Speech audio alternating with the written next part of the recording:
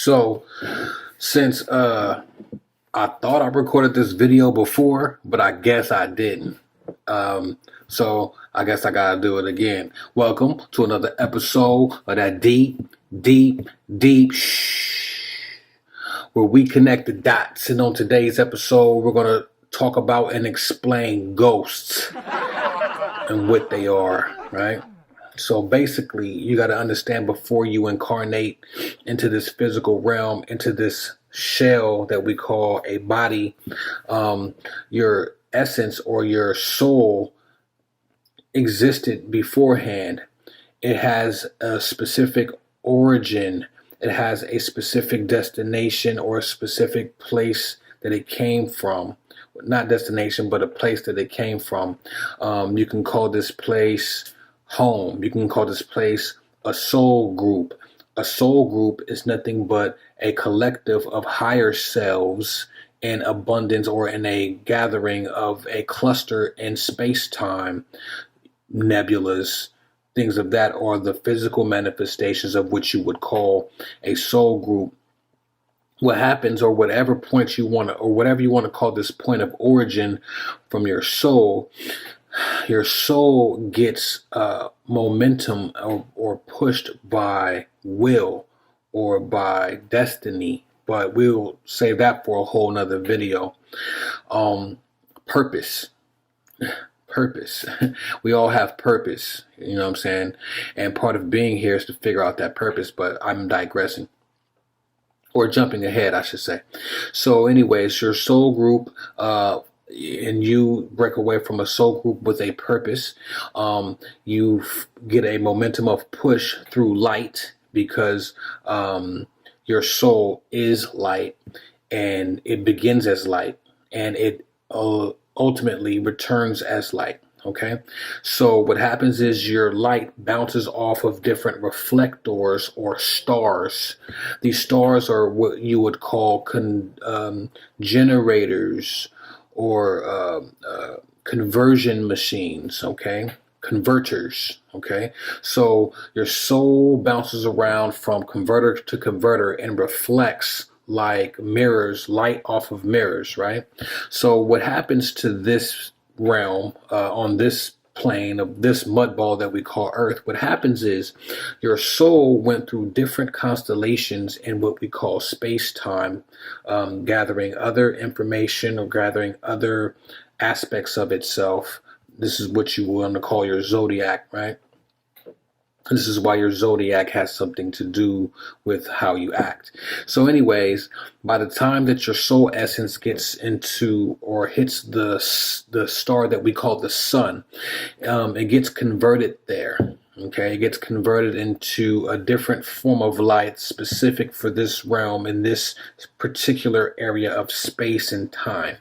So as it's being converted, it gets distributed. Now, if you look at the sun itself is a sphere that illuminates light, but particles of light, we should say essence, light that is not visible, because the spectrum of energy or light that the sun emanates is very vast. And what we call visible light is the smallest spectrum, but your soul encompasses all spectrums of what we want to deem as light, even dark light, dark matter, whatever you want to call these, infrared, gamma rays. All these are light. So your soul is all of this. There's aspects of your soul that you cannot understand because it's different spectrums of light, okay?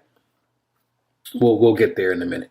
So so the sun converts the soul and spits it out in a 360-degree sphere. So your soul, and basically your soul is spit out in all directions, and your soul can exist on different planets at the same time, different time periods at the same time. I'm explaining to you how your essence evolves and how it exists. Okay, so I'm 4 minutes in, 5 minutes in almost. Let's go. So what happens is that your soul hits this plane or this sphere that we call Malkuth, or better known as Earth or the kingdom, right? So it gets here, It finds a vessel by bringing two people together. They procreate and create a something to put the soul in. Okay, so the humans create a vessel to put the soul in. The soul is in, and then it lives a life. You live a life, I live a life. We live life to experience, right? So what happens is when there's a separation from soul and body, whether you want to call this process death, accidental, suicide, just existing and perishing from old age, sickness, maybe, who knows, whatever, there's a separation from body, flesh, and soul, or spirit and soul, which spirit and soul are two different things. We'll get into that probably at a later video, but right now we're talking about ghosts. 6 minutes in. Okay, so upon that separation, depending on how it's separated, now the soul is outside of what we can think of what time and space is. Because remember, as a soul, you're still connected by soul ties or by tethers. I have a video on tethers. I haven't dropped it. I recorded it though. But you're still connected to source by a tether. You have all these tethers. So since the higher version of a soul is outside of space-time, the lower version of a soul, or spirit, because it's spirit usually, if it's still on this Malkuth planet, it's still spirit. It's a lighter version of a soul. Spirit is lighter version of a soul, has to do with air and breath, right? So the spirit still is connected to the higher part of the soul.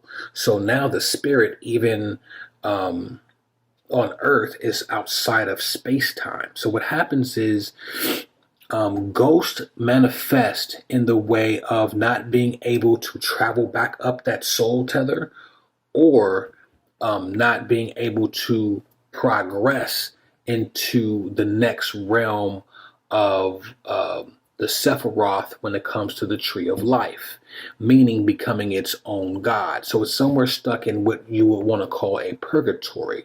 So it's not advancing as its own god, and it's not returning back up to the initial path or the initial tree of life that led it to Malkuth, the planet.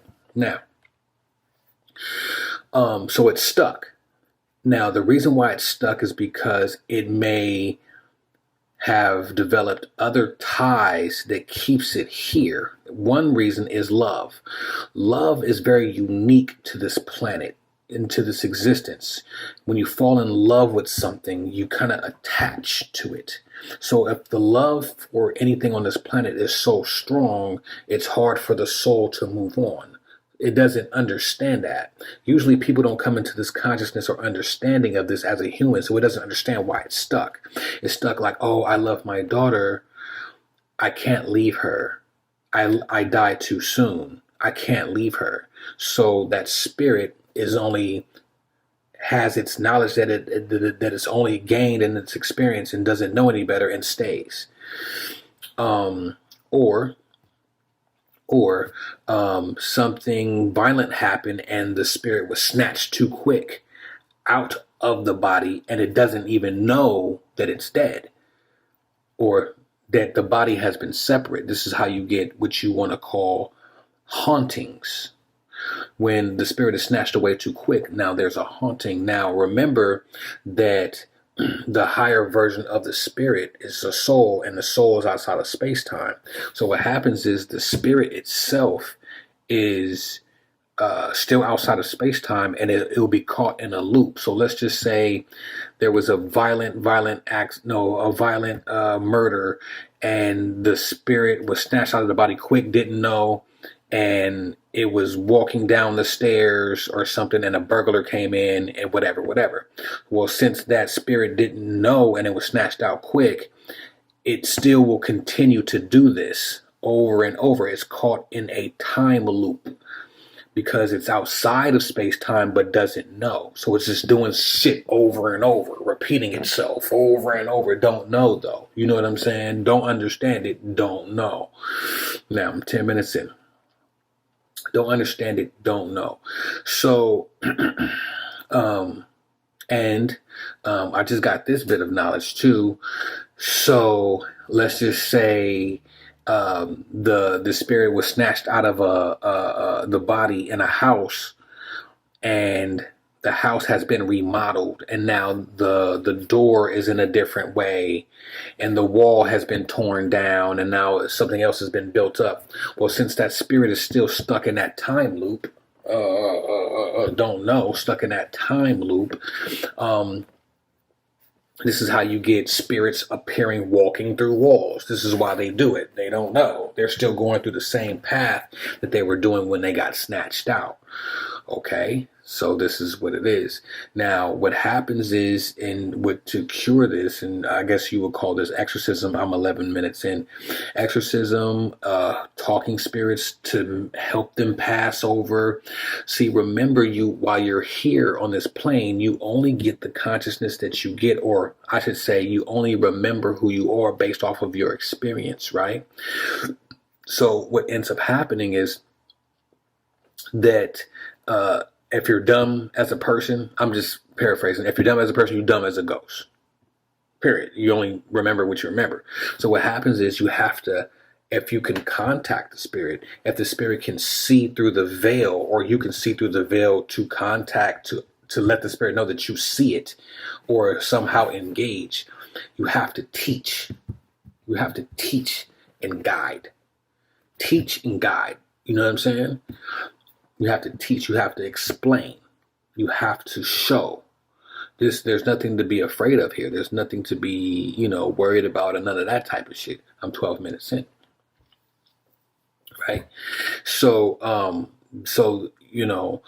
hopefully that contact with such said spirit can help the spirit pass on and understand that it needs to use its Merkaba to go back up the tree of life, to attach itself back to its higher self, or move on. But usually, if this experience has led the spirit to not understand anything, it won't be moving on into a godship.